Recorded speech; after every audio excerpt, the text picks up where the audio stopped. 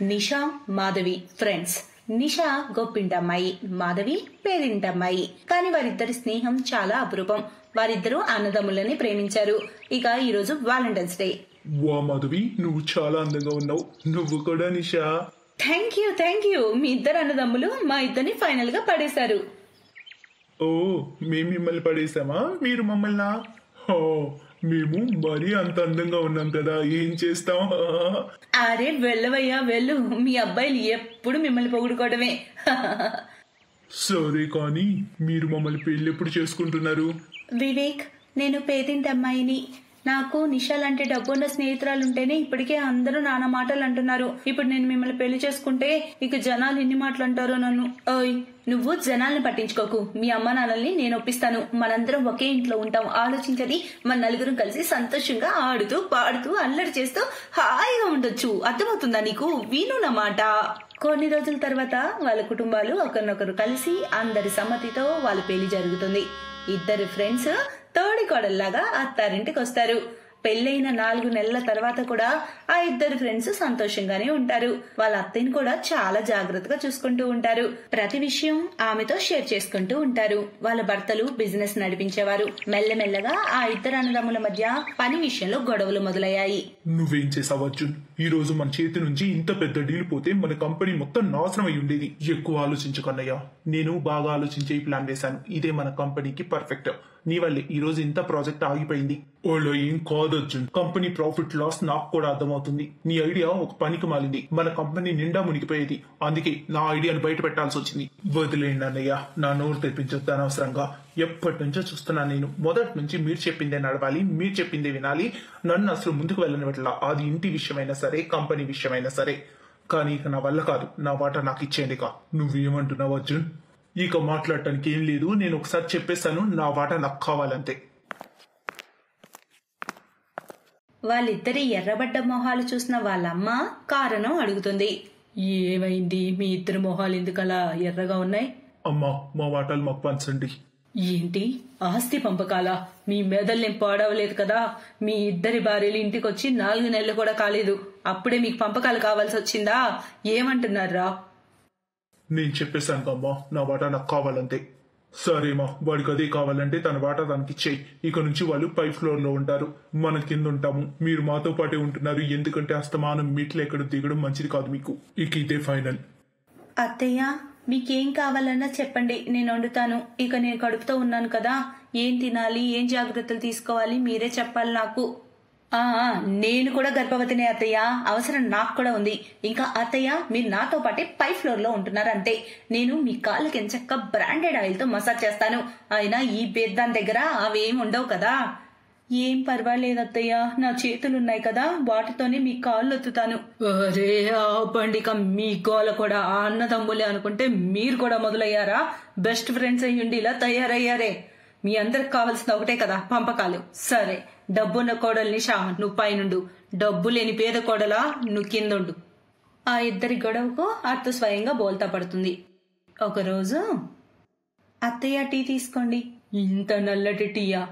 క్షమించండి అత్తయ్య, ఇంట్లో పాలు లేవు. ఇంకా ఆయన నాకు పాల ప్యాకెట్ ఇచ్చేళ్ళడం మర్చిపోయారు.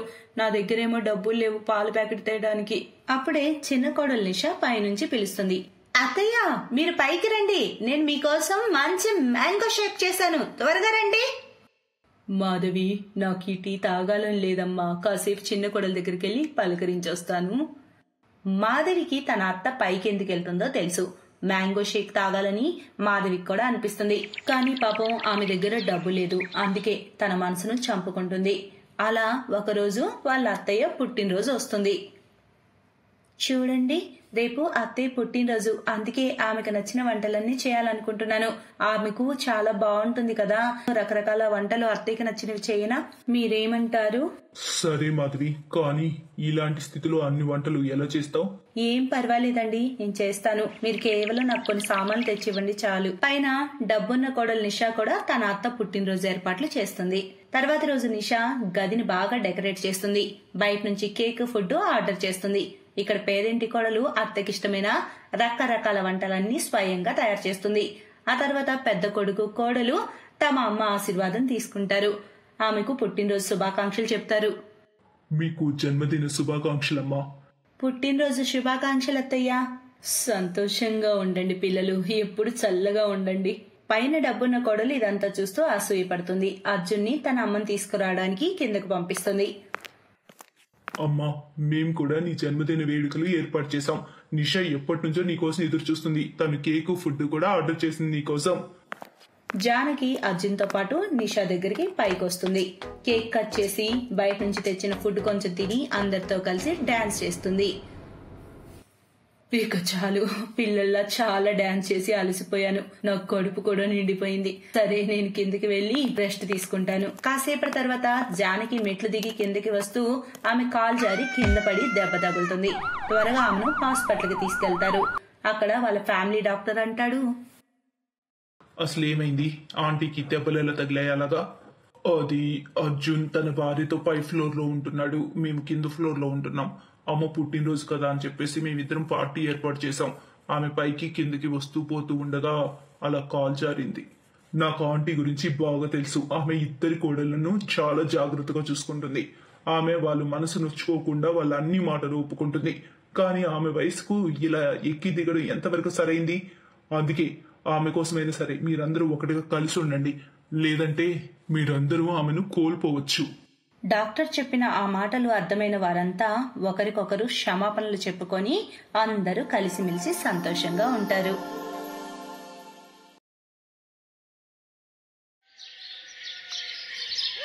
సలోని ధనవంతుల బిడ్డ. రోహిత్ని లవ్ మ్యారేజ్ చేసుకుంటుంది. రోహిత్ ఫ్యామిలీ కూడా బాగానే ఉంటుంది. రోహిత్ తండ్రి ఒకసారి అనారోగ్యానికి గురవుతాడు. దాంతో రోహిత్ తన తండ్రిని పని చేయనివ్వలేదు. రోహిత్ తమ్ముడు చదువుకుంటూ ఉంటాడు. అందుకే ఇంట్లో సంపాదించే వ్యక్తి కేవలం రోహితే. రోహిత్, ఇదేంటి? నాకు జస్ట్ 500 ఇచ్చావు. నీకు తెలుసా బ్యూటీ పార్లర్కి ఎంత అవుతుందో? కనీసం నాకు 10,000 కావాలి రోహిత్. సలోని, 10,000 రూపాయలా? ఏం మాట్లాడుతున్నావు? 1,000-2,000 అంటే ఓకే, కానీ అది కూడా నాకు కొంచెం కష్టమే సలోని. 10,000 రూపాయలు బ్యూటీ పార్లర్కి ఖర్చు చేస్తే ఎలా? చిచి, నేను డాడీ మాట విని నిన్ను పెళ్లి చేసుకోకుండా ఉండాల్సింది. ఆ రోజు అనిల్ని పెళ్లి చేసుకుని ఉంటే నేను హాయిగా ఉండేదాన్ని. ఆఖరికి ఆ మాట అనేసావుగా. వాడంటే పెద్దింటి అబ్బాయి. సరేలే, వదిలే. ఆ మాట్లాడి నా మనసు పాడు చేయకు. ముందే నేను చాలా టెన్షన్లో ఉన్నాను. నాన్నకి మందులు తీసుకురావడానికి వెళ్ళాలి. పెళ్లి తర్వాత రోహిత్ మరియు సలోనీల మధ్య గొడవలు స్టార్ట్ అవుతాయి. దానికి కారణం సలోని ధనవంతుల బిడ్డ అవడమే. సలోనికి చాలా పెద్ద పెద్ద కోరికలుంటాయి. వాటిని తీర్చడం రోహిత్ వల్ల కాదు.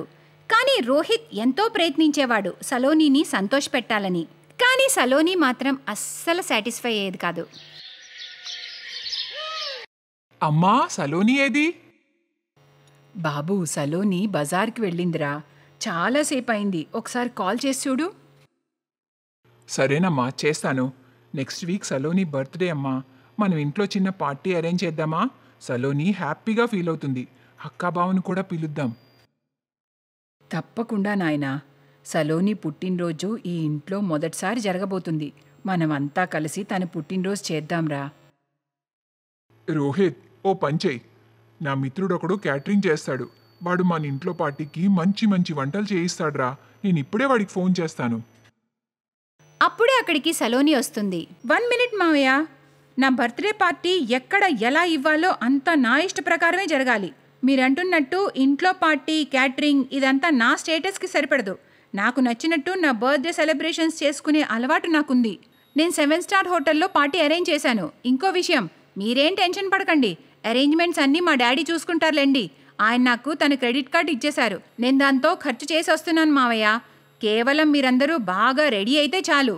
నా బర్త్డే సెలబ్రేషన్స్ 7 స్టార్ హోటల్లో కదా, అందుకే చెప్తున్నా. సలోని, ఏం మాట్లాడుతున్నావు? రోహిత్ కోపంలో ఏదో అనేలోపే అతని తల్లి ఇలా అంటుంది. రోహిత్ బాబు, ఏం పర్వాలేదులే.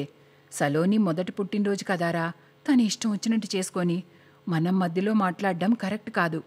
మనం కూడా తనతో పాటు హోటల్కి రావాలని తన కోరికైతే మనం తప్పకుండా వెళ్ళాలిరా. సరేనా? రోహిత్, మీ అమ్మ కరెక్టే అంటుందిరా. అలా తన పుట్టినరోజు పండుగ చేసుకోవాలనుకుంటే చేసుకొని బాబు. తను ఆనందంగా ఉంటుంది. ఇంట్లో అయినా బయట అయినా ఏముంది. అమ్మా, నేను ఇప్పుడే వస్తాను. రోహిత్ గదిలోకి వెళ్ళి సలోనీని కోప్పడతాడు. సలోని, నిన్ను సంతోషపెట్టడానికి నేను అన్ని విధాలా ట్రై చేస్తున్నాను, కానీ నువ్వెప్పుడూ మీ పుట్టింటి వాళ్ళని మధ్యలో తీసుకొస్తావు. 7 స్టార్ హోటల్లో పార్టీ అరేంజ్ చేయాల్సిన అవసరం ఏముంది సలోని? నాకు చెప్పుంటే ఏదైనా మంచి రెస్టారెంట్లో అరేంజ్ చేసేవాణ్ణిగా. ఇదంతా కరెక్ట్ కాదు. ఎందుకు కరెక్ట్ కాదు రోహిత్? నీకు తెలుసా మా ఇంట్లో వాళ్ళు నా బర్త్డే కోసం ఎదురు చూస్తూ ఉంటారని? నా ఫ్రెండ్స్, ఫ్యామిలీ మెంబర్స్ నా బర్త్డేని చాలా గ్రాండ్గా సెలబ్రేట్ చేస్తారు. నేను నీ ఇంటి వాళ్ళ పరువు కూడా కాపాడాను. అందరూ నా బర్త్డే పార్టీ అడుగుతూ ఉన్నారు. ఇంత చిన్న ఇంటికి అందరినీ ఎలా పిలవను? మీ నాన్నగారి మాటలు విను. నాకైతే నవ్వు వచ్చింది రోహిత్. ఏదో క్యాటరింగ్ అని అంటున్నారు. సరేలే కాపు, మీ అందరికీ చెప్పానుగా, నా బర్త్డే రోజు బాగా రెడీ అవ్వండి. దాని గురించి ఇంకేం మాట్లాడుకో. సలోని ప్రవర్తనతో రోహిత్ తల్లిదండ్రులు చాలా బాధపడతారు. కానీ సలోని వాళ్ళింటి కోడలు, అందుకే ఏమీ అనలేకపోతారు. సలోని తన ఆడబిడ్డ మరియు ఆమె భర్తని కూడా బర్త్డే పార్టీకి ఇన్వైట్ చేస్తుంది. అందరూ భోజనం టేబుల్ దగ్గర కూర్చుంటారు. రోహిత్, ఇదేంటి అత్తయ్య షాలు కప్పుకుంది?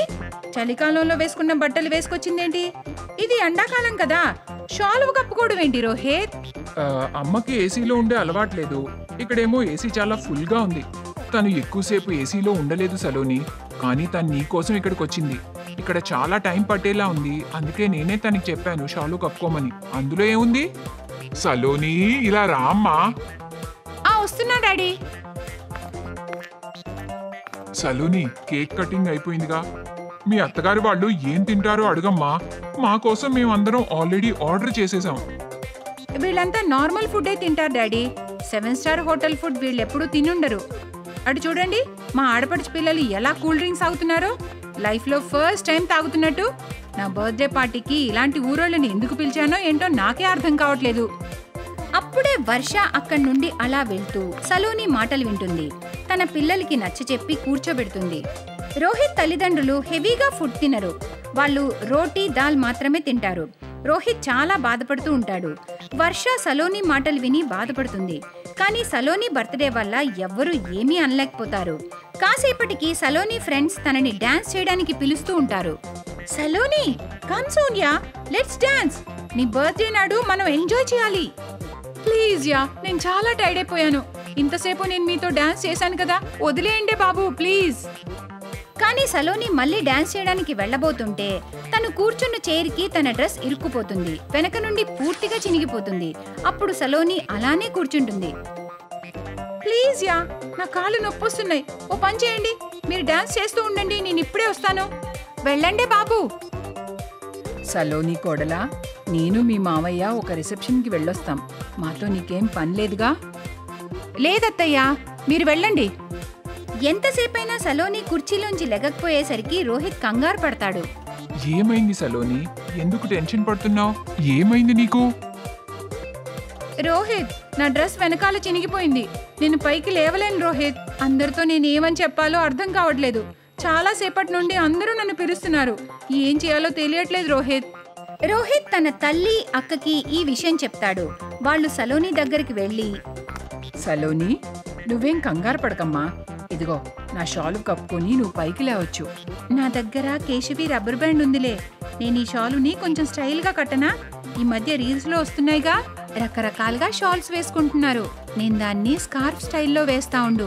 వర్ష సలోనికి స్కార్ఫ్ లాగా షాలు వేస్తుంది. అందరూ సలోనిని ఈ కొత్త స్టైల్లో చూసి తనని చాలా మెచ్చుకుంటారు. కానీ సలోని షాల్ ఎందుకు వేసుకుందో ఎవ్వరికీ తెలీదు. ఏ సలోని, వావ్, నీ షాలు చాలా స్టైల్గా, బ్యూటిఫుల్గా ఉంది. నాకు కొంచెం చలిగా అనిపిస్తే మా అత్తయ్య తన షాలు నాకు ఇచ్చారు. వర్ష వదిన దీన్ని స్టైల్గా వేశారు. మా అత్తవారింటి వాళ్ళు నన్ను చాలా బాగా చూసుకుంటారే. I'm very lucky. ఇంత మంచి అత్తారింటి వాళ్ళు దొరికినందుకు నేను చాలా హ్యాపీగా ఉన్నాను. థ్యాంక్ యూ అత్తయ్య, థ్యాంక్ యూ వదిన. సలోనికి అప్పుడు అర్థమవుతుంది తన పొగరుతో అంత మంచి అత్తవారిని బాధపెట్టిందని. సలోని తన ప్రవర్తన పూర్తిగా మార్చుకుంటుంది. ఆ రోజు నుండి అత్తవారింటి వాళ్ళని చాలా ప్రేమగా చూసుకుంటుంది. Best buddies.